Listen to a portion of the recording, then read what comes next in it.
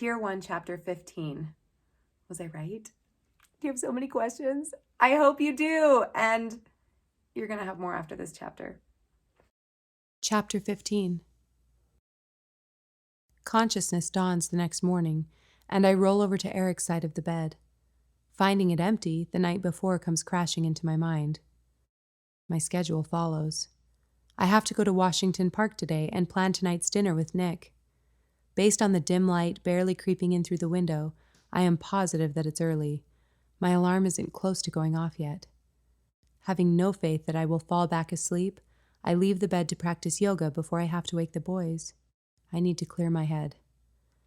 When I enter the living room, I hear a hushed voice and see Eric outside leaning against the patio door and talking on his sensor. I immediately move to go to him, but stop myself. Instead, I lower myself slowly to my mat, the cool fabric soft on my skin. Connecting with my body, I begin to flow and breathe. It is at least another 15 minutes before Eric opens the door and comes back inside. "I'm so sorry. I didn't mean to wake you," he apologizes. "It's fine.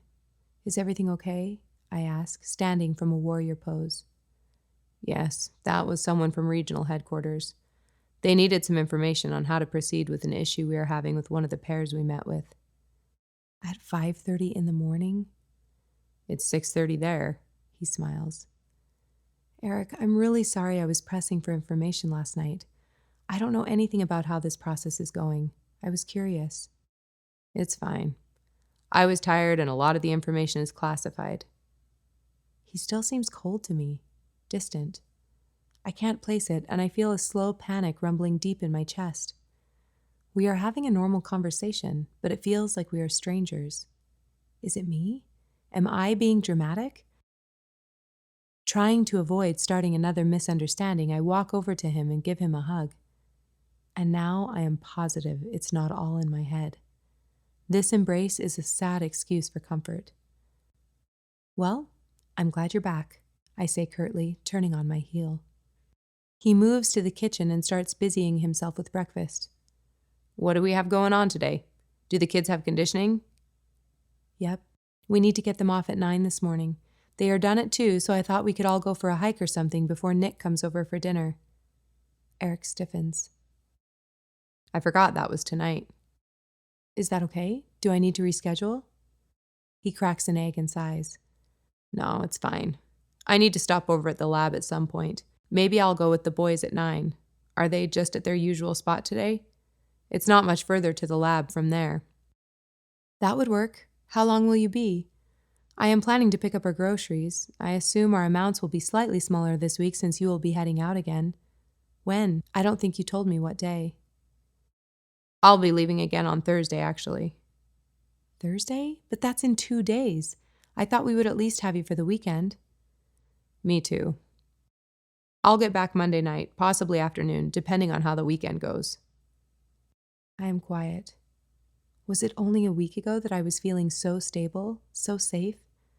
This thing that is supposed to be so exciting and wonderful is sucking the lifeblood out of me and my family. And it's only been a week. Literally nobody in our lifetime has been through this, so it's not like I can simply search up a support group. I need to talk to somebody, and I need to not be kept in the dark. "Can I come with you?" I blurt out. "What?" Eric looks at me quizzically. "Can I come with you? I could find a place for the boys, maybe split time with Sherry and Steven. I could come and see the training you are doing. I know I wouldn't be privy to all of it, but I bet they would at least let me see some things, right? Maybe tour the facility? I haven't left our city boundaries in almost 4 years." "I can't bring you with me, Kate. I'm sorry." A look of pain and tension briefly flashes across his face, but then he laughs under his breath. My heart aches. I can't read him. Why not? Why is this being kept so hush-hush? "I don't know." He sits on a stool and runs his hands through his hair. "I think we just really don't understand what we're dealing with yet. We already know we need to start the process of pairing immediately, but with so few numbers, it seems even more critical. Who knows if those matches will stay consistent over time, or if they will even have time or ability to procreate if we wait. We made the decision to move forward, and I have to be part of it. I mean, I don't have to be part of it, but I have to be a part of it. You know? It's my life's work. I get it. But I feel like ever since you got back, you've been distant. Have I done something wrong? Is it me? His face softens. Kate, no. You haven't done anything wrong. There are just some things that I need to accept and work through on my own. I'm sorry I can't talk more with you about it. I need a little bit of space to process. Again, this is not the response I was expecting. Space to process? I feel my chest start to feel tight. I need to eat something or get some fresh air. Really anything to distract me from this moment. I could help you process, I plead. I don't want you there, Kate, he says sharply. I smile tightly at Eric, grab a plum, and escape to the front porch, tears streaming down my cheeks as soon as I turn from him. He doesn't follow. Nick rings the doorbell at 4 o'clock on the dot. The boys are helping me chop vegetables for the salad, and Eric is out grilling the chicken. I open the door, trying not to touch it with my cucumber-covered fingers. Nick is standing on the step with a bouquet of tulips. They almost distract from how handsome he looks, freshly showered and wearing a loose button-up linen shirt. Hi, Nick. Come on in. We are just finishing dinner preparations. Almost ready to eat, I say warmly. You brought us flowers? Shouts Bentley excitedly, seeing what Nick is holding. I sure did. Do you like this color? I like every color, he says. Bring them in here and we can put them in a big cup so they don't dry out. I grab a vase from the cupboard below the sink. Here you go, bud, I say, handing it to Bentley. Nick helps him trim the stems and arrange them. They are simple and stunning. Well, that made his day. Where did you get these? I ask as he puts them on the table. I got them from my garden. They're all in full bloom right now. I cock my head in surprise. I didn't visualize Nick as a gardener. Bentley rushes over and grabs Nick's hand, pulling him intently to the playroom. Is Steven coming tonight? Tal asks from the couch. He should be. He said he was planning on it, but he may be a bit late. He had to work a little later than usual. Do you want to go play with Nick and Bentley while I finish up? He gives me a skeptical look. I mean, do you want to go hang out with Nick and Bentley while I finish up? I revise, grinning. I have to remember that playing is not something Tal is officially interested in anymore. I guess. He washes his hands and heads back to the playroom. In a few minutes, Nick returns to the kitchen. How did you escape? Didn't Bentley immediately rope you into helping him with his block city? He did, but then he and Tal started blowing up buildings and it seemed like my services weren't needed anymore. He laughs.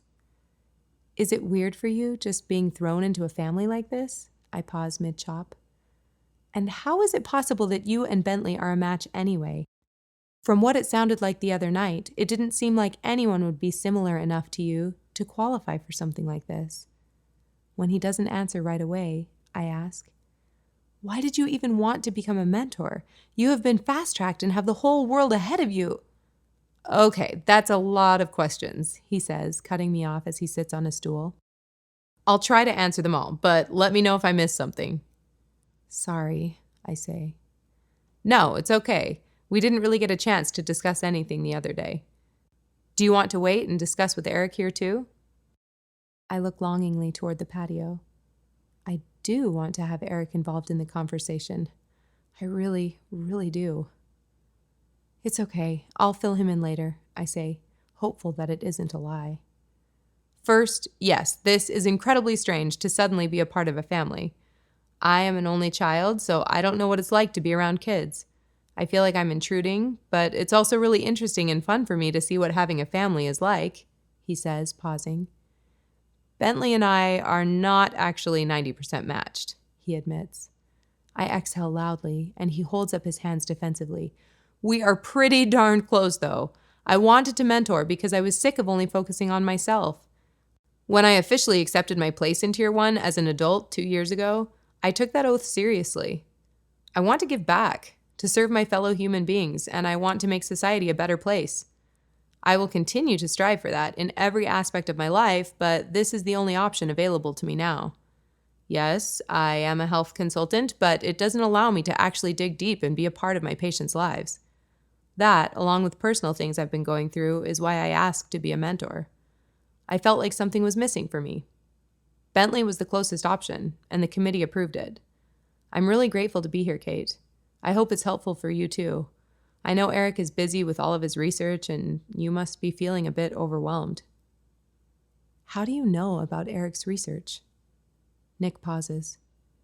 They gave me a briefing on your family before we were introduced last week. Sorry, was I not supposed to know?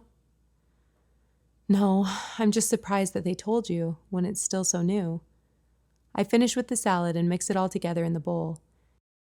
Eric walks in with the plated chicken. When he sees Nick, he pauses slightly, then continues walking toward us. Nick, glad you could join us. He sets the chicken on the counter and shakes his hand gruffly. My pleasure. Thanks for having me, Nick says, avoiding his eyes, his confidence suddenly retreating. Am I missing something?